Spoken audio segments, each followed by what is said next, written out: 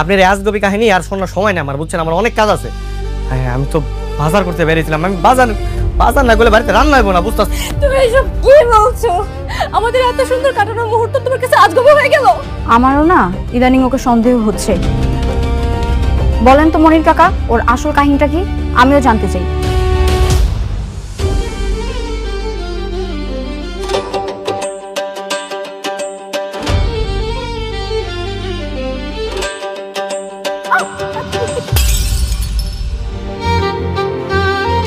Sorry sorry sorry sorry sorry, আমি আসলে দেখিনি, সরি। এই সরি মানে কিসের সরি? হ্যাঁ, আপনি দেখছেন আমি এখান থেকে যাচ্ছিলাম, দিলাম তো ধাক্কা লেগে আমার মাছের চারটা ফেলে। এখন কি হবে? তাই নাকি? মেয়েটাকে তোর অনেক ভালো লেগেছে?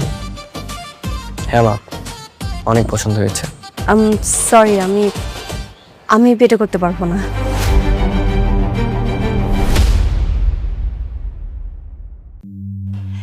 গোলাম আপনাকে সবার চোখ ফাঁকি দিল, আমার চোখও ফাঁকি দিতে পারে নাই। আজকে ওর পর্দা ফাঁস করে দিব। বাবা, আমি আগেই সন্দেহ করেছিলাম এই গোলামের মধ্যে যে গোপন কোনো একটা রহস্য আছে যেটা আমরা কেউ জানি না।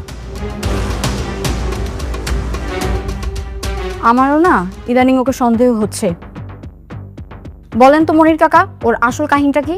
আমিও জানতে চাই।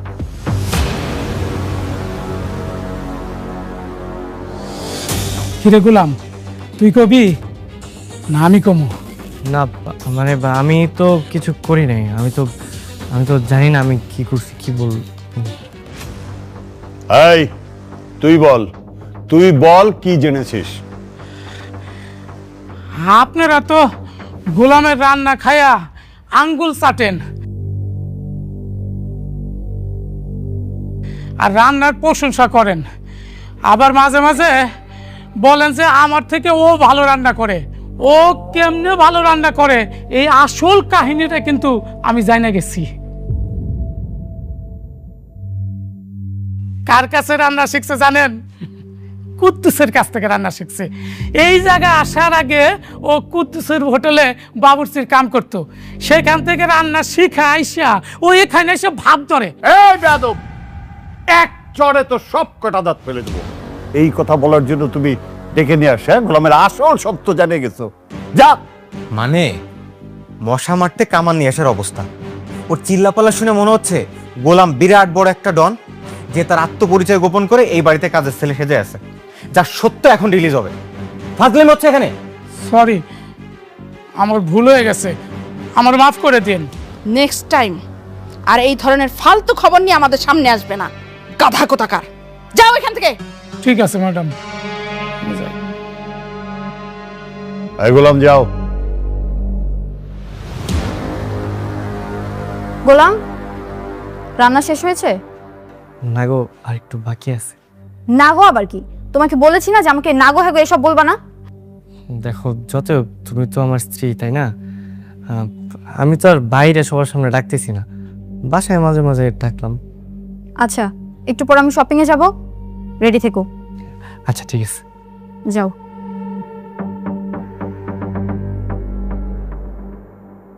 ম্যাডাম, আপনি এই শাড়িটা দেখতে পারেন, আপনার পছন্দ হবে। এটা দুবাই সিল্কের শাড়ি, গতকালকে আমরা দুবাই থেকে ইম্পোর্ট করে নিয়ে আসছি। খুবই সুন্দর। এই শাড়িটা যদি আপনি পরেন, মাশাআল্লাহ আপনাকে অনেক সুন্দর লাগবে।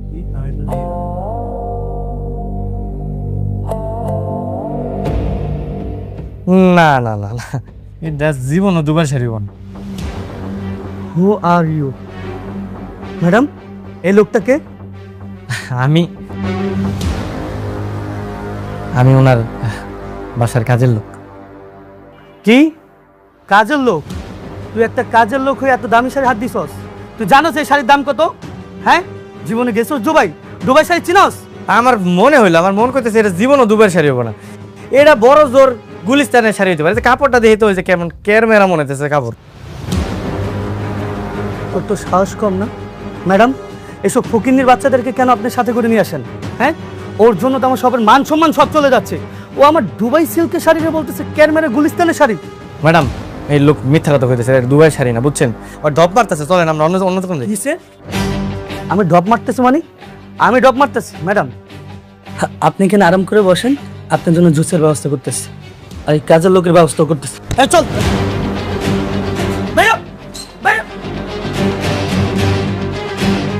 বাইরে শোরুম থেকে আমার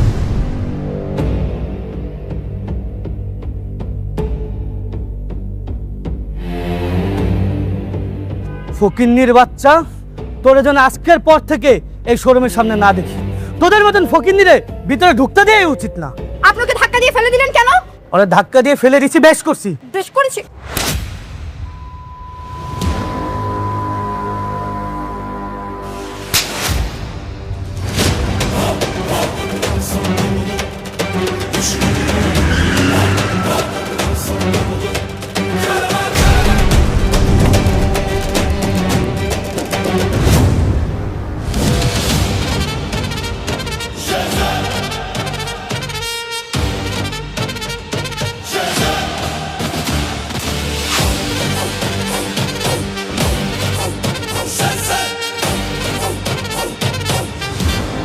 ও আমার স্ত্রী, ওর গায়ে কেউ হাত তুললে একদম জানে মেরা দিমু।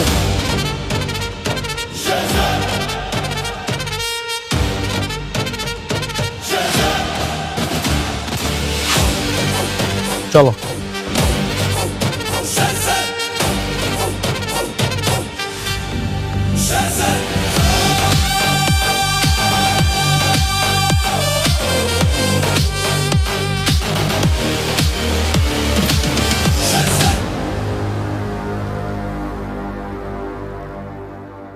হ্যালো। হ্যালো, আসসালামু আলাইকুম খালাম্মা। ওয়ালাইকুম আসসালাম। আপনারা কি শেজাদ স্যারের কোনো খোঁজ পেয়েছেন? হ্যাঁ, খোঁজ পেয়েছি। কোথায় থাকে ঠিকানা জানেন? না, ঠিকানা জানি না। ঠিক আছে, আমি খালাম্মা আপনাকে ঠিকানাটা পাঠাচ্ছি। আমরা অনেক কিছু মেলাতে পারছি না। আচ্ছা, প্লিজ প্লিজ। ঠিক আছে।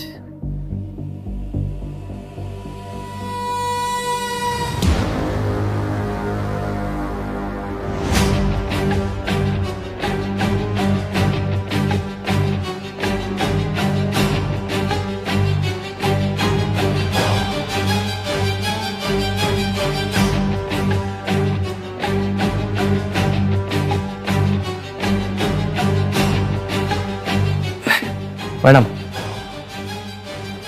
দুধটা খাই নিন। খাবো না আমি। হ্যাঁ হ্যাঁ ম্যাডাম, দুধ না খেলে তো পরে আপনার শরীর খারাপ করবো, দুর্বল হয়ে যাবেন। খেয়ে নিন ম্যাডাম, আমি যাই। গোলাম, দাঁড়াও, এখানে বসো। বসু? বসো। জি জি ম্যাডাম, বলেন।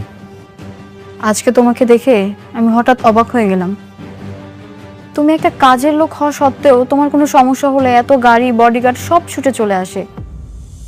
আর আজকে তোমার যে ভাবমূর্তি ছিল, আমি তো ভয়ই পেয়ে গিয়েছিলাম। ওই যে সেই লোকটা, ওই যে শেহাজাদ চৌধুরী নাকি কি, ওর যে লোকজন আছে ওরা ভাবছে যে আমি ওর মানে বস, আমি শেহাজাদ চৌধুরী। এই কারণে আমার বিপদ দেখে সবাই চলে আসছে। আসলে আমি তো ওই লোক না, ওরা ভুল বুঝছে। তারপরেও তুমি যাই বলো, আজকে আমি এক অন্য গোলামকে দেখেছি। ম্যানেজার আমার গায়ে হাত তোলার পর তুমি যেভাবে ছুটে এসেছিলে, মনে হচ্ছিল এটা তুমি না, অন্য কেউ। আপনি তো আমার স্ত্রী না, মানে ম্যাডাম, ম্যাডাম আসলে আপনি মানে আমি আর আপনি, আমরা তো স্বামী স্ত্রী, তাই না? আপনি যদি মানেন না মানেন এটা আপনার ব্যাপার, কিন্তু আপনি আমার স্ত্রী। এখন আপনার গায়ে যদি কেউ হাত তুলে আমি তো আসলে এমনি দাঁড়ায় থাকতে পারি না, তাই না? আচ্ছা ম্যাডাম, আমি যাই, রান্না করে অনেক কাজ আছে তো, আমি কাজ করি। হ্যাঁ, থাকেন।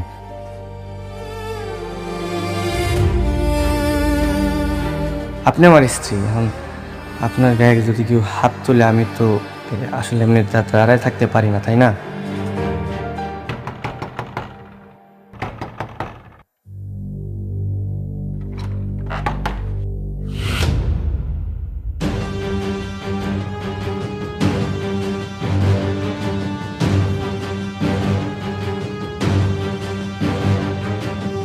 হায় হায়, সর্বনাশ! এর আমার বাড়ি বন্ধু চলে আইছে। আপনারা এখানে আছেন কেন? হ্যাঁ, দাঁড়ান দাঁড়ান, ভিতরে ঢুকবেন না, হ্যাঁ দাঁড়ান। বাবা, ও বাবা,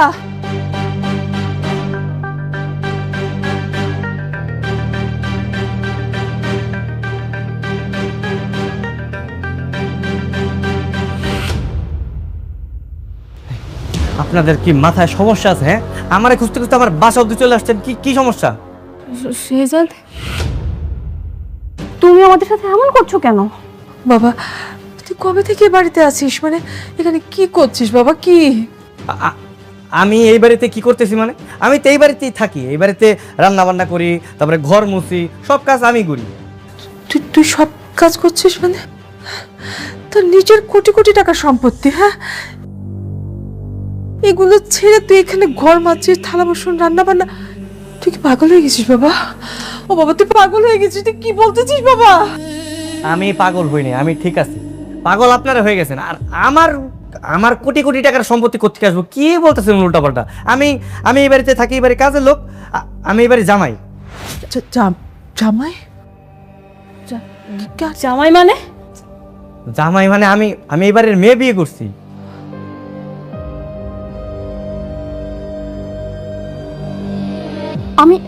আমি এটা বিশ্বাস করি না। বিশ্বাস কর। আচ্ছা দাঁড়ান দাঁড়ান, এই যে আমি আর আমার বউ।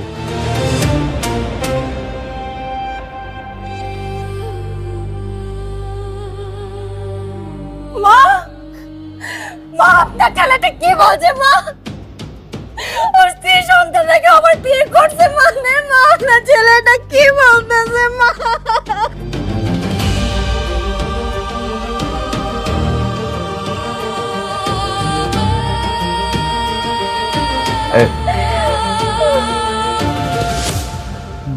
ভাইজান, আসলে হয়েছে কি, আমি চিনি না এনাদের, কি কোথেকে যেন আসছে, কি উল্টাপাল্টা বলতেছে, আবল তাবল বলছেন। বলে ইনি নাকি আমার মা, ইনি নাকি আমার স্ত্রী, আর ওটা নাকি আমার সন্তান। আপনি একটু বলেন তো আমার পরিচয় কি? আপনার পরিচয়টা কি বলেন তো একটু? আমি এই বাড়ির বড় ছেলে, আর ও যাকে বিয়ে করেছে ও আমার ছোট বোন।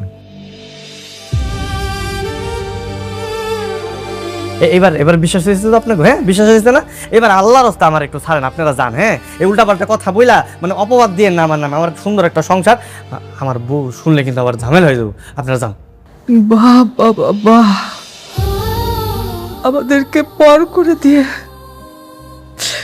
তুই এখানে বিয়ে করে নিজেকে লুকায় রাখছিস। স্ত্রী, কোটি কোটি টাকার সম্পত্তি, সব কিছুর যে এই বাড়ি, এই ঘর তোর কাছে এত আপন হয়ে গেল বাবা। আমার তো ভালো লাগতেছে। এই আপনার একটা কাজ করেন, যান ওই কাগজ কলম নিয়ে আসেন, আমি সব কোটি কোটির যত সম্পত্তি আছে আমার সব আপনাকে আমি লিখে দিতেছি। আমার এগুলো কিচ্ছু চাই না, কিন্তু তারপর এরকম উল্টাপাল্টা কথা বললেন না। আপনার প্লিজ দয়া করে যান, যান, আমার সংসারটা ভাঙেন না, যান। বোমা চলো, আমাদের শেহজাদ আর আমাদের নাই। দিনের পর দিন বাবা তোর জন্য অপেক্ষা করেছি, আজকে তুই চিনতে পারছিস না আমাদেরকে? কত কষ্ট করে ঠিকানাটা খুঁজে বের করেছি শুধু তোকে বাবা বলে। আজকে তুই চিনতে পারছিস না আমাদেরকে?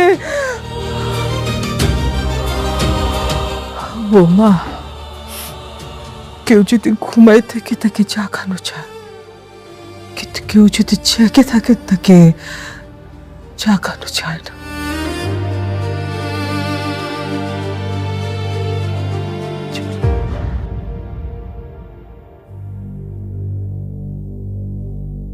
বাবা, তুমি আমার বাবা। বাবা, আমি তোমাকে ছাড়া যাব না, তুমিও আমার সাথে আসো। এই সরো, আমি তোমার বাবা না, সরো। তোমার বাবা অন্য কেউ, তুমি আমার বাবা ডাকতেছো কেন? হ্যাঁ, আপনারা জানতো, যান, ডিস্টার্ব করেন না।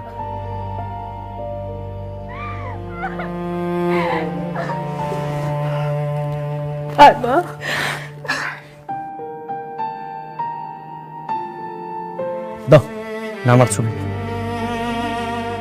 যাও যাও, আপনারা জান তো, অনেক ঝামেলা করছেন, যান। আর ঝামেলা করেন, আমার বউ শুনলে ঝামেলা আছে, যান যান যান। চলো বাবা, চলো না, চলো।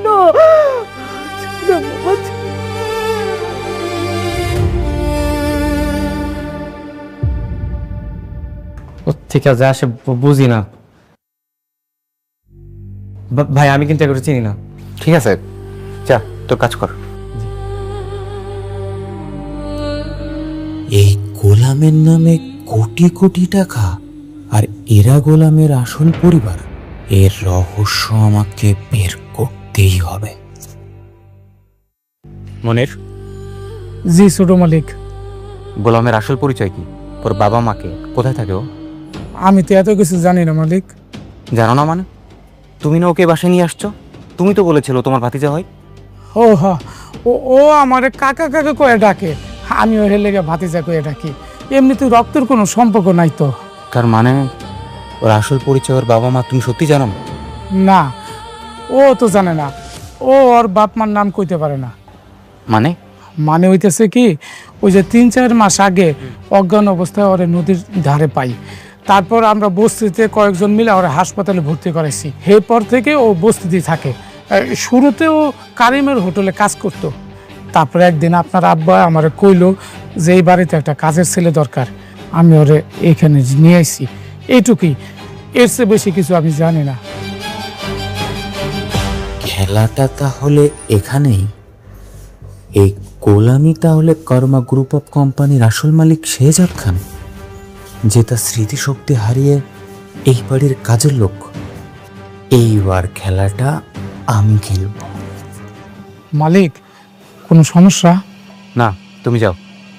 আচ্ছা ঠিক আছে মালিক।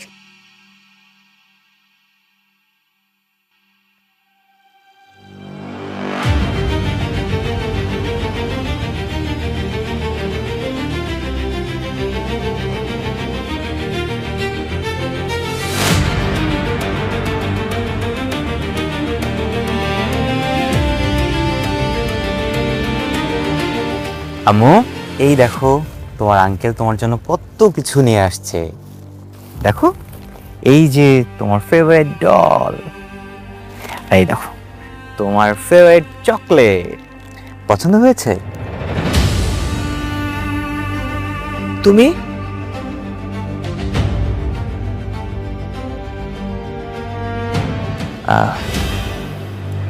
জি খালাম্মা, আমি। আসসালামু আলাইকুম। ওয়ালাইকুম আসসালাম। তুমি কি মনে করে এখানে আসছো? আমি আসলে কিছু কথা বলতে আসছিলাম। কি কথা বলতে আসছেন? দেখুন, আপনারা যাকে শেহজাদ খান ভাবছেন, ওই আসল শেহজাদ খান। ওই আপনার সন্তান। তাহলে সবকিছু জানার পর পরিচয়টা কেন গোপন করছে বুঝতে পারছি না। ভালোবাসা, শুধুমাত্র ভালোবাসার জন্য। ও আসলে আমার বোনকে পাগলের মতো ভালোবাসে।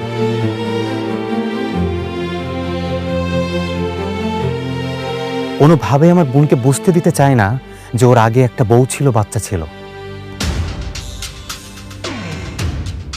আর এই কারণে ও আগে সব স্মৃতি, সব পরিচয় অস্বীকার করছে। আর আমরা বোকার মতো ওকে আমার বোনের সাথে বিয়ে দিয়ে ওকে ঘর জামাই করে ঘরে রেখে দিয়েছি।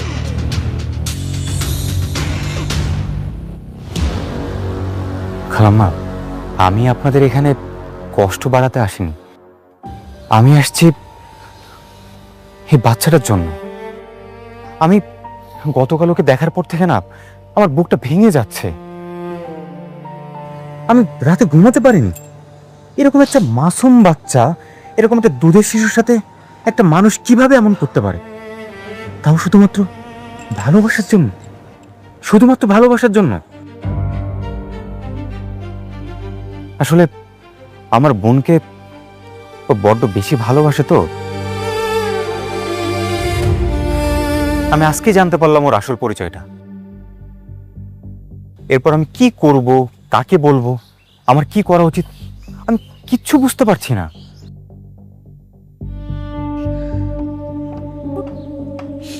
আপনি এসব জানার পর এখানে আসছেন কেন? আপনার তো এখন উচিত বাড়ির সবাইকে সত্যটা বলে দেওয়া। তারপর শেহজাদের তো অনেক টাকা, কোটি কোটি টাকা। ও যদি আমার বোনকে নিয়ে অনেক দূরে কোথাও চলে যায়? তুমি আসলে কি বলতে আসছো এখানে? প্লিজ একটু পরিষ্কার করে বলো আমাদেরকে। হ্যাঁ, আমরা বুঝতে পারছি না। প্লিজ। ও গতকাল আপনাদের নিজে মুখে বলেছে ওর নামে যা আছে সবকিছু আপনাদের নামে লিখে দিবে, বিনিময়ে শুধু তার পিছু আপনাদের ছেড়ে দিতে হবে। আমি বলতে চাচ্ছি আপনারা এটা করে ফেলেন, আপনারা আপনাদের নামে এটা লিখে নেন। আমাদের কিছু দরকার নেই, আমাদের কিচ্ছু লাগবে না। অবশ্যই দরকার আছে। না মানে আপনার বাবুর ভবিষ্যতের কথা চিন্তা করেন, ওর তো একটা ভবিষ্যৎ আছে। সে যারা আপনাদের সাথে যে ধোঁকা দিছে, আপনারা কি ওকে ওকে কিছু বলবেন না? মানে ওর সাথে কি এমনটা হওয়া উচিত না?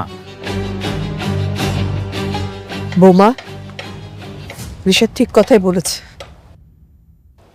এই সম্পত্তিটা পুরো শেহজাদের না, এটা শ্বশুরের। এখানে পুরোপুরি হক আছে আমার ফ্রেয়ার।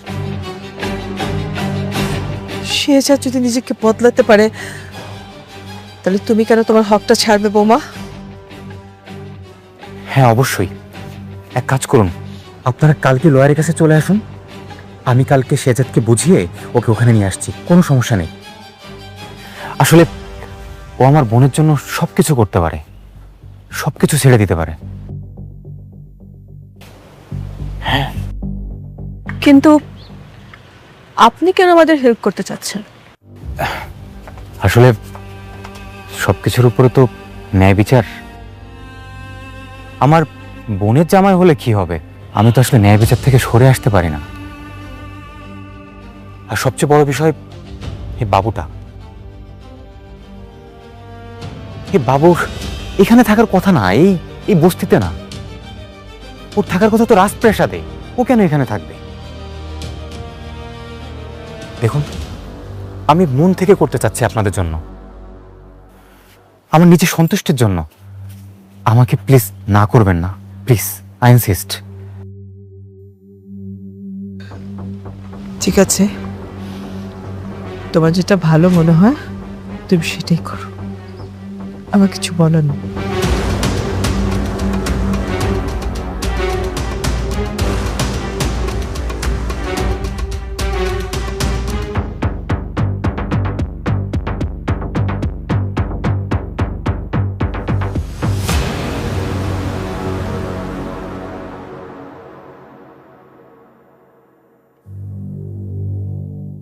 সিগনেচার হয়ে গেলে কারমা গ্রুপের 25% শেয়ার সহ সমস্ত সম্পত্তি ফাতেমা বেগমের নামে চলে যাবে।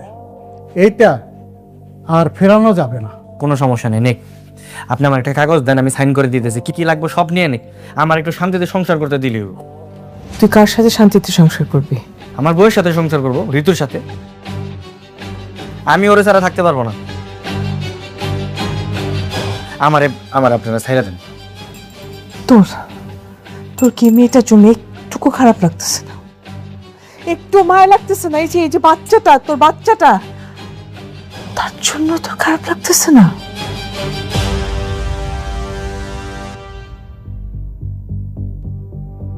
বাবা, তুমি আমাদের চিনো না?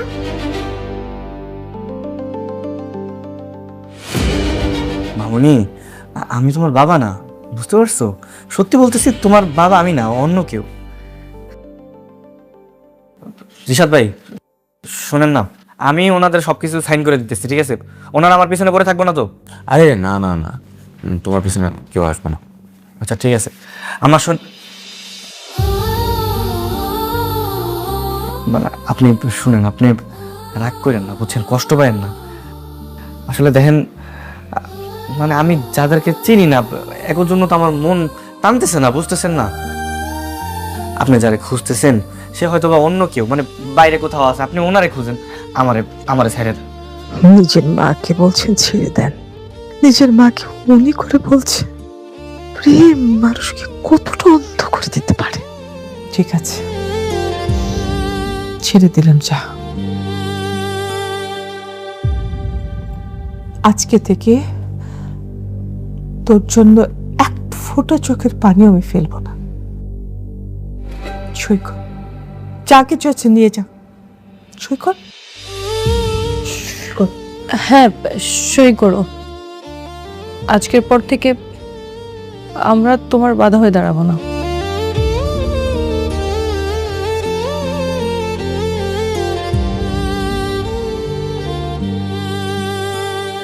যে মানুষ নিজের মেয়ের চোখের দিকে তাকিয়েও বলতে পারে আমি তাকে চিনি না, সে কখনো ফিরে আসার যোগ্য না।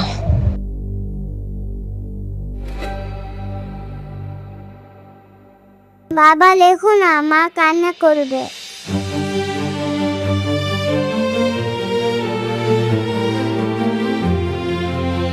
আরে সই করে ফেলো,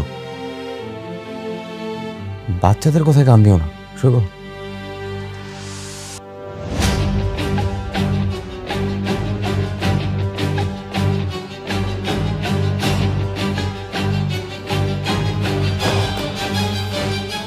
ওকে, থ্যাংক ইউ।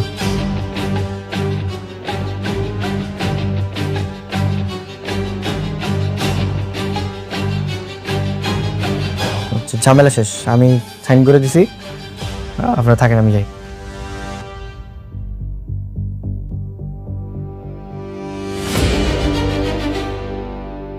খালাম্মা, আসলে এই মুহূর্তে এই কথাটা বলা ঠিক হবে কিনা আমি জানি না, তারপর আমি একটু বলতে চাচ্ছি। দেখুন, গোলাম তো আসলে ওর পিছনে সব স্মৃতি মুছে ফেলে দিয়ে মুভ অন করছে। আপনার কি মনে হয় না যে ফাতেমার লাইফে আসলে মুভ অন করা উচিত? আফটার অল তার একটা বাচ্চা আছে, বাচ্চার তো একটা ভবিষ্যৎ আছে, আর একটা সিঙ্গেল মায়ের পক্ষে একটা বাচ্চা মানুষ করা কতটা কঠিন সেটা তো আপনি বুঝেন। আমার আসলে খুব কষ্টের জায়গা থেকেই একটা ভাবনা, সেটা আপনাকে শেয়ার করতে যাচ্ছি। আপনার যদি সম্মতি থাকে, আমি ফাতেমাকে বিয়ে করতে চাই।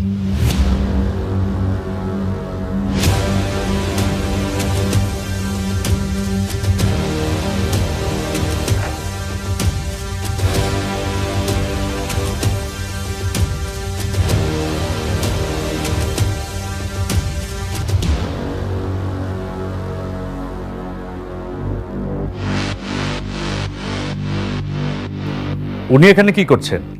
উনি আমার হাজবেন্ড। কেন, কি হয়েছে?